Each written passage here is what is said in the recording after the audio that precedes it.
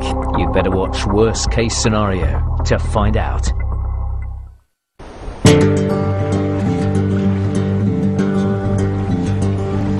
Filmmaker Ed Wardle has climbed Mount Everest twice, walked to the North Pole, and is a skilled outdoorsman. But now begins his toughest challenge yet, living alone in the wilderness of the Yukon in northern Canada. The clock has already started ticking, and for the next 3 months, Ed will film his daily life in one of the harshest terrains known to man. He'll be living off the land, hunting, fishing, and foraging for food. You wee beauty! He faces the hardship of isolation and no human contact. Why do I do this, eh? And the threat of hungry bears and other predators who roam the forests. I'm getting out of here. This is the story of how Ed prepared for his 3-month adventure before setting off into the wild.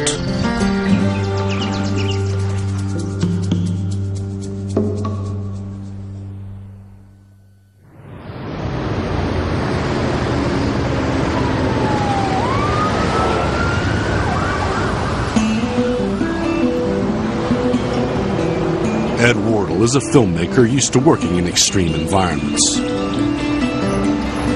But living in the Yukon bush all alone will be an exceptional test of endurance.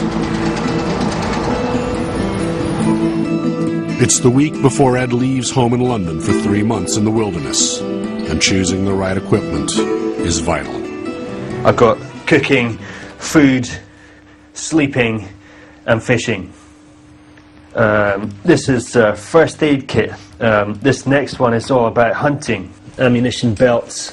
This is 50 snares for catching rabbits. This is basically a pile of tools, saws, cutting tools. This is an axe that I nicked off my dad. In the wild, Ed faces many difficult challenges. There are no hospitals, no supermarkets. He'll have to catch all his food, and he'll have to keep out of the way of bears.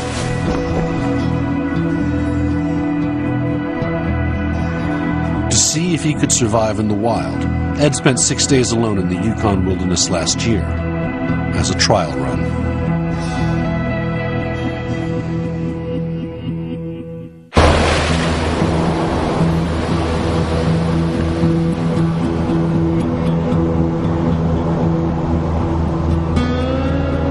It's June 2008.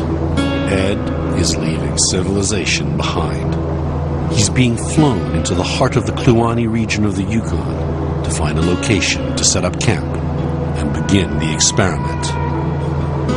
The Yukon is vast, 187,000 square miles, and Ed is flying across the southern region, which is covered by forest. This is exactly what I was looking for. It's pretty much the middle of nowhere. Down below us is the Yukon. Only about 30,000 people, and most of those are in the main city of Whitehorse. This is the lake we're planning to land at, just coming up ahead here. I'm planning to make a camp at one end of the lake. I think it was only last week, right, that the ice melted. That's correct, yeah. Okay. It looks amazing.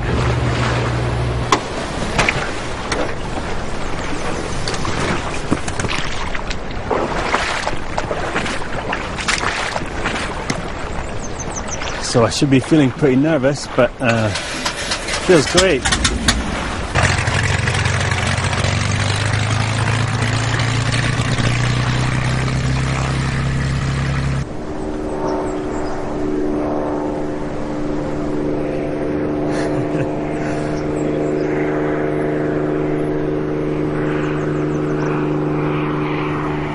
From now on, I'm completely alone. There are no cameramen, no soundmen, so everything you see from now on is filmed by me.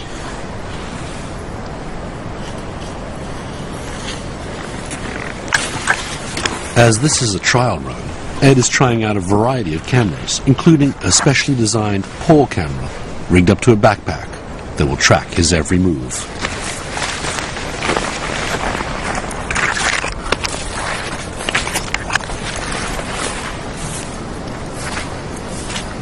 I came here because I wanted to see if I could survive without all of the amenities that we have in everyday life. And it should be possible. We're built, we're designed, we're evolved to live on planet Earth in a forest, probably a bit like this. I should be able to survive here. We'll see. Although Ed is used to filming in dangerous locations, he is not a survival expert.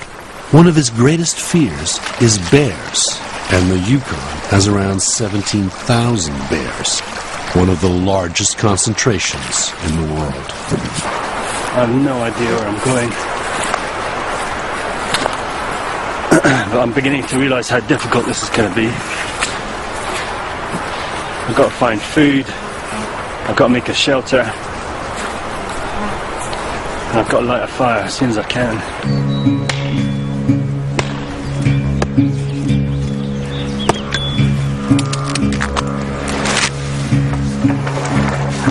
Ed is building 2 shelters to form his camp, a lean-to for cooking and a separate shelter well away from the lean-to for sleeping.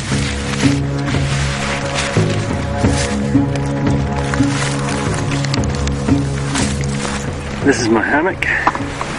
We've got a sheet over the top for the rain. Tied up some trees here. And let's try and get the mosquito net up. This is where we're at. There's the lake. And this is the new house. Okay, come on in. This is the entrance. All hidden. And you get inside here. Got places to hang things. Rucksacks there. We got a nice tarpaulin sheet over the top. And the beds looking kind of comfy. Almost. And we got branches all the way around. Just to try and deter stuff from coming in here. You see the size of those mosquitoes? Like every time I touch myself I get about 6 mosquitoes in my hand. So I'm going to light a fire in a bit of a hurry. I think I just swallowed a mosquito. The whitewood in there is really resiny wood. Little touch with a flame.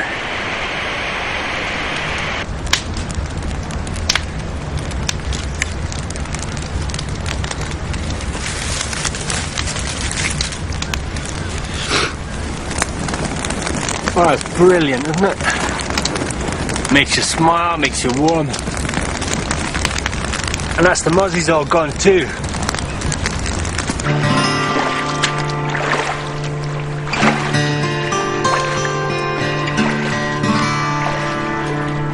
By the time Ed is finished setting up camp, it's evening, and he hasn't eaten.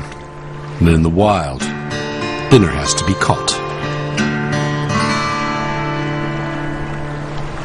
It's 10:30 at night now. It doesn't really get dark here because we're so far north, we're very close to the Arctic Circle. I still haven't caught anything to eat. When you think you've got to go out there and catch something to eat, and you've got fish in the lake and a river and rabbits and birds and squirrels and whatever you want. I thought maybe that would be fairly easy. I kind of know what I'm doing with a gun and a fishing rod and stuff, but I haven't caught anything yet.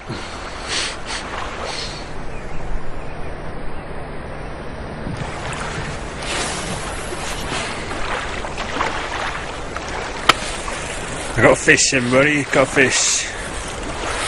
Just in time, huh? It's midnight already. Yes! Now that's dinner! You wee beauty! So the thing is, I've got to gut this into the river so that, Because if I leave any fish guts or anything lying around, then the bears will smell it and they'll come straight here looking for what they like to eat, and they love a bit of fish.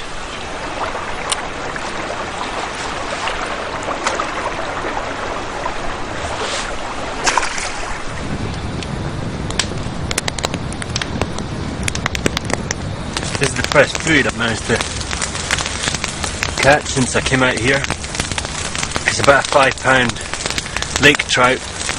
Managed to make a fire and cook most of it. Some of it's kind of raw, but it's very good. I like it. Problem is, it's really messy and it smells of fish. And now I'm even more scared about the bears, you know. So now, any passing bear is going to think, "Ooh, that smells great. I'll have a bite of that."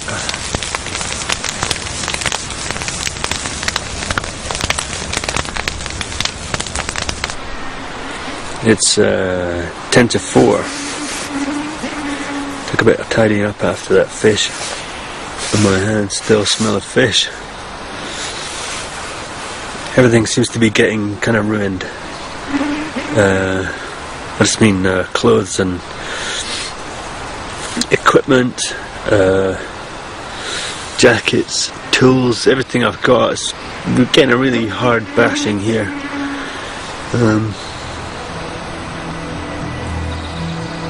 I don't know if it's tougher than I thought, but this is only day 1, so I'm getting in my sleeping bag now because I'm knackered. See you in the morning.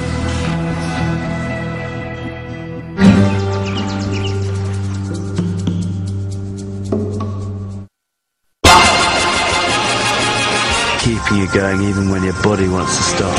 These are the men who don't say why. They say why the heck not. What the dreams are made of right there. Discovery Channel presents a season of shows dedicated to the men who live the only way they know how. Life on the Edge Month. Weeknights on Discovery Channel.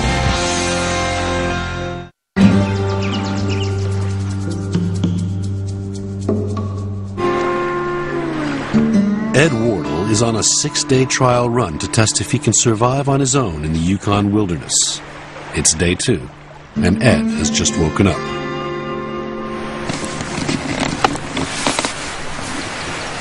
Good morning. It's 10 to 8. So I've had about 4 hours sleep. But I feel excited. I'm in the middle of nowhere, huh?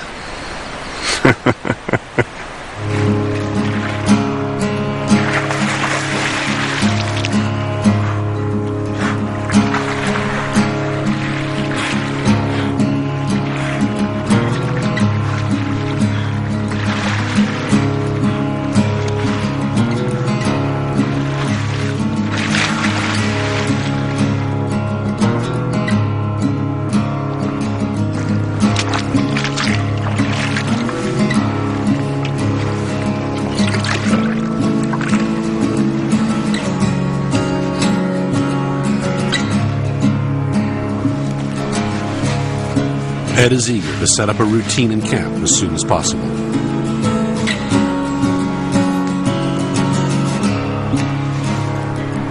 "9 o'clock every morning and 9 o'clock every night, I've got to call in using my radio and tell them I'm still alive and I'm alright. If I miss 1 call, I'll get worried. If I miss 2 calls, then they think there's something wrong and they'll come out and try and find me." He tries out new camera equipment, including a motion tracking camera, that should make life easier when he returns to film himself for real. Hey! Hello. But all this activity is beginning to take its toll.